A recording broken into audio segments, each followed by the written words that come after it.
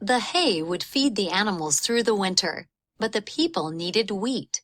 In fact, the wheat harvested one year had to last until the next. By the first week of August, the wheat was ready to be cut. The men were out in the fields with their scythes again, and Willie and Sarah were running back and forth with water. As the men cut the wheat, Mrs. Robertson and Meg followed behind, tying the stalks of grain into bundles called sheaves. 10 sheaves propped up against one another formed a stook.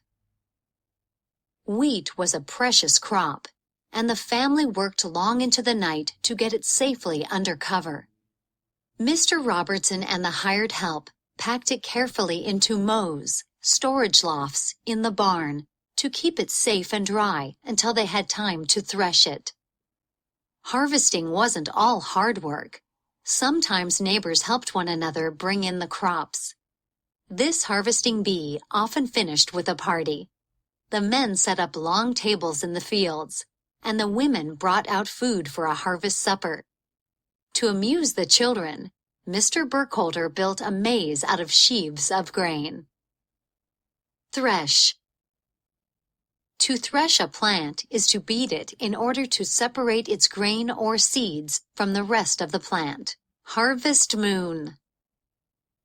Farmers planned to harvest when the moon was full, so that they had enough light to work until midnight if necessary. In September, the full moon seems to linger in the sky for several nights in a row. This happens because moonrise comes only 20 minutes later each night, instead of the usual 50 minutes. No wonder the September full moon was the harvest moon. Full moons were useful all year round. Many farmers believed that crops planted at certain phases of the moon would grow better. To escape the heat of the day, farmers often did their planting and hoeing in the cool of the night by the light of the moon. In winter, travelers planned long journeys for times when the full moon would give them extra light to get home through the dark forest.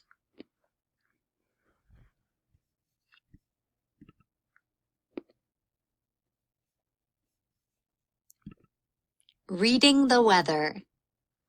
Thanks to the weather forecasts, you can make plans, not just for tomorrow, but for the whole week. Pioneers didn't receive reports from meteorologists.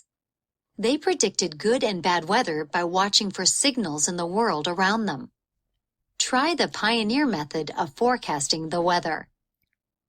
Signs of good weather are birds flying high, smoke rising quickly, cicadas singing loudly, and heavy dew at night.